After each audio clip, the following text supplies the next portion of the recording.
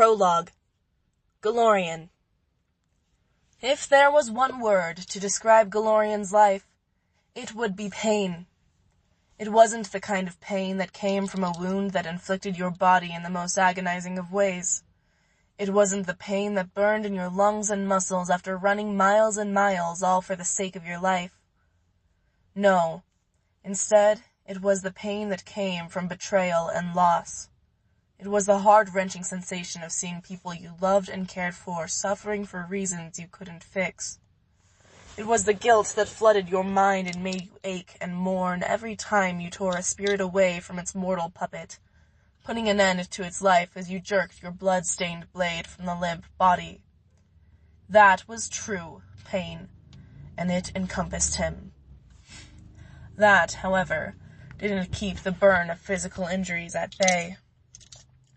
The faded glow of the sputtering torch clasped in Galorian's hand was the only source of light visible down the arched tunnel, but the humidity that hung in the air threatened to smother it and send the narrow chasm into utter darkness.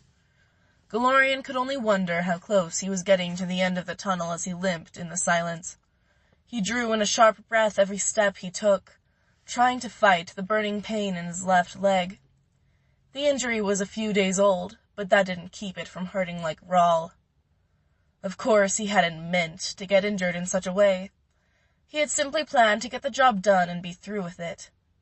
Instead, he was barely discovered by one of the criminals and ended up with a dagger embedded in his leg. At least he had dispatched the man before any others were alerted of his presence. Now Selarin was free of one more pack of the feral men that littered its countryside and forests. For the past several months, he had made it his personal mission to hunt down every last lair of the cult that had murdered his brother. After tonight, however, he wasn't sure if he'd be able to fight for a long time. He hated the idea of leaving this job unfinished, but it wasn't like he could task anyone else with it. Even with the authority he held, people would call him crazy. They just couldn't understand how much he needed this. They couldn't comprehend the unseen threat that littered the kingdom right under their upturned noses. A small eternity seemed to pass before Galorian reached the end of the hall. He knew that the corridor wasn't long enough for that, but the amount of pain pulsing through his left side argued otherwise. The repetition of rows and rows of stones muddled his brain, his wound only making it worse. Galorian placed his torch in the single sconce embedded to the wall and ran his hand along the damp stones. He hunted through the cracks, his gloved hand weaving down the corner of the wall. The fingers moved sharply, hurriedly jumping around until finally he found it. On one edge of the wall were 2 finger holes, concealed almost entirely by the darkness surrounding them. Galorian breathed out a sigh of relief and fitted 2 of his fingers into the holes. Once inside, his fingers locked over a corner within the wall, and he pulled. A grunt passed through his throat as the wall cracked open, the bottom edge scraping against the floor. As soon as the opening was large enough, Galorian pushed away a heavy, tightly embroidered length of fabric that fell over the secret door. He then snatched the torch from its sconce on the wall and hurried through, stopping to pull the door back into place behind him. As soon as he stepped away, the tapestry fell stiffly in its place, hiding any trace that the door was ever there. Galorian turned outward to face the room. The torch seemed to burst to life, drinking in the fresh oxygen that had been so sparse in the tunnel. He was in a hallway at the main floor of Arvindon Castle, the residential keep of the royal Berengar family and center of the kingdom of Selarin. Galorian's kingdom. The hallway was mainly just for show. People used it often, so it was the ideal place to show off the riches of the kingdom. The tapestry concealing the door was one of many that lined the walls. Metal torches sat cold, bolted into the stone, missing the flame that usually burned within the thin spikes that crowned the staff of iron. He knew this castle like he knew his stories, able to point out every detail and find his way down every passage. He knew the maze of passages and how they snaked through the walls like the veins on his wrists. This was his home. This was where he had spent many days running down the halls, exploring his childhood away. There were no servants out at this time of night, giving Galorian all the time he needed to get to his rooms, despite his delayed pace. His leg was pulsing with pain from the flights of stairs and the long hallways by the time he finally laid a hand on the cold metal ring of his door. At the moment, he wanted nothing more than to crawl into bed and forget any of this ever happened. He doubted, however, that the events of that night would let him rest very easily. Nights like this never had before. With a gentle nudge, the door cracked open. He held it back slightly, hearing a soft, flowing voice coming from the inside. Galorian couldn't help but smile through his pain as he slowly pushed the door open the rest of the way and slipped into the shadows of the room to listen. In the center of the room was a large bed, with posts standing up from every corner and sleek red curtains tied back to them. Thick blankets lay rumpled at the foot of the bed, leaving the mattress bare for the two people cuddled closely together. One was a beautiful woman, with long brown hair that fell in gentle waves, framing her thin, elegant face. Evelyn, the one and only love of his life. Galorian had never met another woman who could rival her beauty, nor did he think he ever would. Perhaps it was just personal bias, but no one could deny the grace in every slight movement, the purpose in every glance, the things that made her the image of perfection. Wrapped snugly in her arms was a young boy. He had a bright, intelligent face and a smooth head of thick hair, currently messy from his mother's fingers running through it. Their son, Cedric, was one of the only things in the world that helped him forget the pain. Evelyn's gaze drifted briefly to where Galorian leaned against the wall as she sang. A smile flashed on her face before she returned her attention to the boy in her arms. The song that drifted so easily through her lips carried a familiar tune, one that most Selarinian citizens could recognize in a heartbeat. There's a castle in the mountains, she sang, that protected through the night, standing firm and standing strong. Nothing could withstand its might. She touched the rounded tip of Cedric's nose with a small smile as her voice rose higher for the chorus. Though the mountains have their shadows, this keep so tall and bright, reflecting power that can't be opposed. It guarded us with its light. Evelyn had barely started the second verse when Cedric's eyes met Galorian's, and a huge grin stretched across his round face. He scrambled from his mother's loving embrace before dropping cautiously to the ground and running to squeeze his father's legs tightly. "Daddy!" he cried, looking up at Galorian with wide green eyes and a toothy smile. Galorian lowered himself to his knees, forcing away a grimace as pain shot through his leg. Now at eye level with his father, Cedric threw out his arms before wrapping them around his neck in a tight embrace. "You're back!" the boy said happily as Galorian returned the hug. "I couldn't stay away from you for very long," Galorian teased, tickling Cedric's sides and making him squeal with laughter. He backed away from the wriggling fingers and crossed his arms over his chest as a form of protection. By this time, Evelyn had moved from the bed and slowly made her way towards the two, a gentle smile gracing her full lips. The smile didn't last long, however, as her eyes rested on the bandage tightly wrapped around Galorian's leg. Her eyes widened and her brows knit in concern, 100 questions falling from her gaze, none of which he knew how to answer. Galorian reached out once more to Cedric, moving his fingers to threaten another wave of tickles as he slowly rose to his feet. The boy giggled within another squeal as he dared to get closer. But before he could, Evelyn had already claimed her own embrace from Galorian. Her fingers clawed into his back as she leaned her head against his shoulder. He could feel her heart pounding like a storm in her chest as it pressed against his. He leaned into her, feeling the weight of everything lift off of him for a brief, wonderful moment. She looked up at him with the most dazzling of green eyes, ringed with dark lines underneath. His heart panged and he ran his thumb across her cheek. "You look like you haven't slept in days." "You were gone for so long," she breathed, placing her hand on his. "I know," he said, running his other hand through her smooth hair, relishing the warm comfort of her embrace. "But I thought of you every step I took." "That's no excuse. Why do you insist on leaving so often? Why can't you send someone else?" "This work is important, Evelyn. This isn't about avenging Audric and Eldon." "What is it about, then?" she accused, her eyes filling with pain. "I'm protecting you.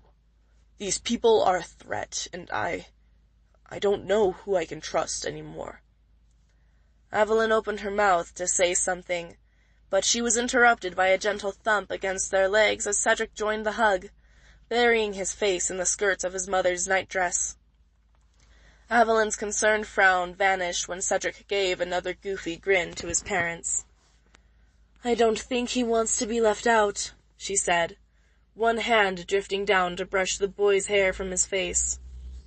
"All right," said Galorian, clearing his throat and bending down to once again see eye to eye with his son. "I believe it's several hours past your bedtime, little prince." Cedric's eyes widened as his lips turned down. "But," he whimpered, "you just got home. Do you really have to say goodbye again?" "Oh, don't give me that look," Galorian groaned, failing to cover a sly smile. "Don't worry, I'll still be here in the morning." He felt a gentle hand rest on his back as Evelyn leaned down as well. "Your father has had a very long and tiring trip, Cedric," she tried to explain, which only got a look of confusion from the boy in front of them. "You should let him sleep." Cedric didn't seem to comprehend what exactly she was telling him as his eyes flicked back to his father, hopeful. "Will you at least tell me a story?" he asked. Galorian hesitated and looked to Evelyn, opening his mouth to respond to his son, but without any answer. Evelyn sighed and smiled sympathetically. She brushed Cedric's hair out of his face once again. "Honey, I know you want to spend time with your father before you sleep, but—" She was stopped as the boy's face fell and he looked down at the floor, sniffling slightly. "Actually," Galorian said, lifting Cedric's chin so that he was looking him right in the eyes, "I think I might have time for a story." Cedric's face instantly brightened as his lips rose into a smile again. "But only one," Galorian said, before the boy could get any ideas. Cedric nodded vigorously. Galorian rose to full height once again, bracing his hands on his knees in an attempt to force away the burning pain racing through his left leg.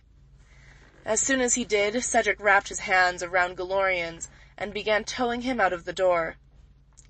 Galorian looked back into the room briefly and gave a reassuring nod to Evelyn as if to say, "It's fine. It's only a story. You'll get your chance when I'm done." She rolled her eyes, but gave a permissive smile as he was tugged out of view.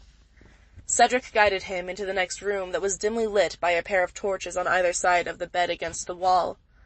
The boy hurried to the bed, not letting go of his father's hand until he had snuggled underneath the covers.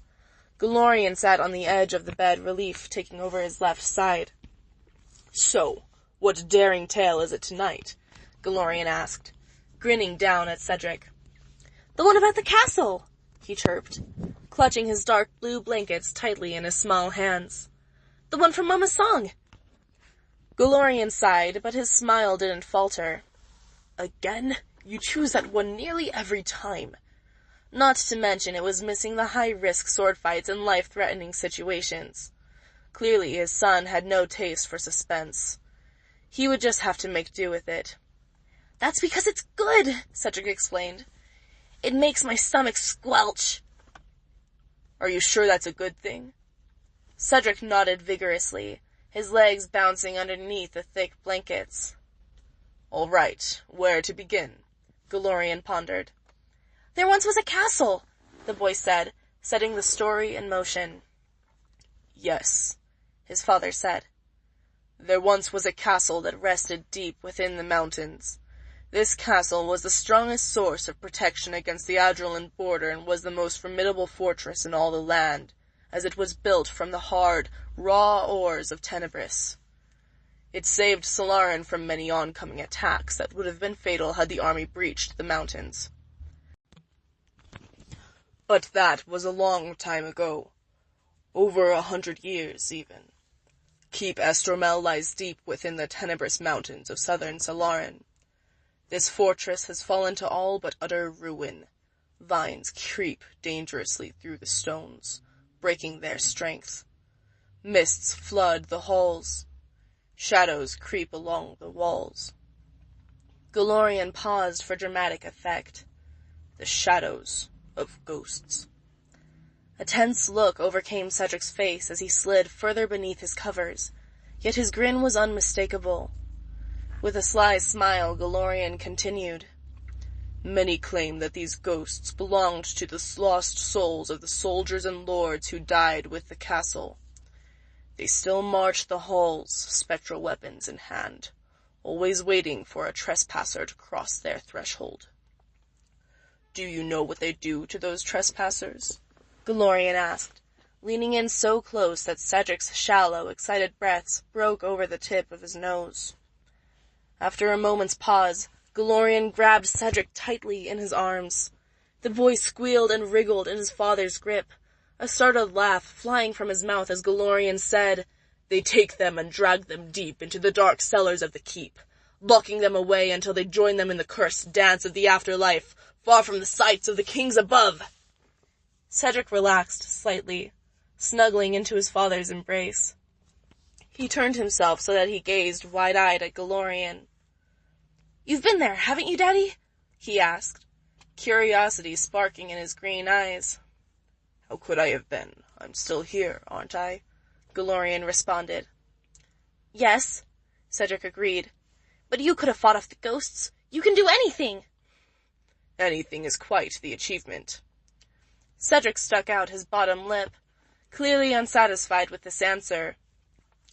Finally, Galorian sighed and said, "I have admired the spires from only a distance, and it is quite a sight.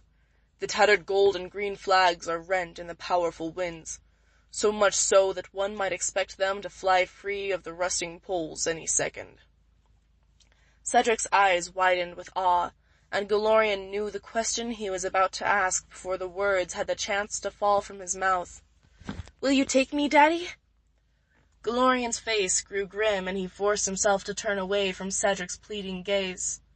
What he was asking, it was difficult to say the least. The tale of the raids that Cedric so often longed to hear was not true, but that didn't make the old fortress any less dangerous. "Perhaps someday," Galorian finally said, running a hand through his son's hair. More content with this answer, Cedric smiled and leaned back against his plush pillows. Galorian rose to his feet, sweeping Cedric's hair from his face once again. "It's late, little prince," he said, getting a nod from the boy smiling sweetly up at him. "Time to get some sleep." "Okay," Cedric said, snuggling deeper under his thick blankets. Before leaving the room, Galorian took one of the torches by the bed and tossed a few dry logs onto the fireplace on the opposite wall. As soon as the flame from the torch brushed over the cracking wood, fire consumed the surface of the logs. Heat washed over Galorian as he crouched before the fireplace. It flushed his cheeks and made his fingers tingle and burn. It brought a new light to the room. It was a comforting, orange glow that reflected off of everything it touched. Galorian was almost tempted to remain in front of the fire, soaking in the heat and watching as the flames licked the crackling logs and brushed against the stone that encased it. He finally forced himself to stand, wincing as his legs screamed at him to sit back down and take away the pain. But Galorian did his best to ignore it as he snuffed out the torch and returned it to the sconce by Cedric's bed. He made for the door, and as he opened it, he stole a glance back at Cedric. The boy was smiling sleepily at him, completely oblivious to the dangers outside of the heavily fortified walls of Arvenden Castle. Just the innocence in his round face sent a shockwave into Galorian's soul that made him remake the vow to protect him, even at the cost of his own life. He would never let his son feel the pain and anguish that had so recently controlled Galorian's life. He must stay safe. Galorian returned the smile, though his was burdened with the worry of whatever dangers might cross the little boy's path. If he couldn't protect him from everything, he would have to prepare him. He wasn't exactly sure how, but he would figure it out. He had to. Galorian then slipped through the open door and into the vacant halls. All of his thoughts returned to the events of that night and the lifeless eyes that had stared at him, blaming him for everything. Blaming him for the hidden division within the kingdom. Blaming him for Audric's death. Blaming him for the pain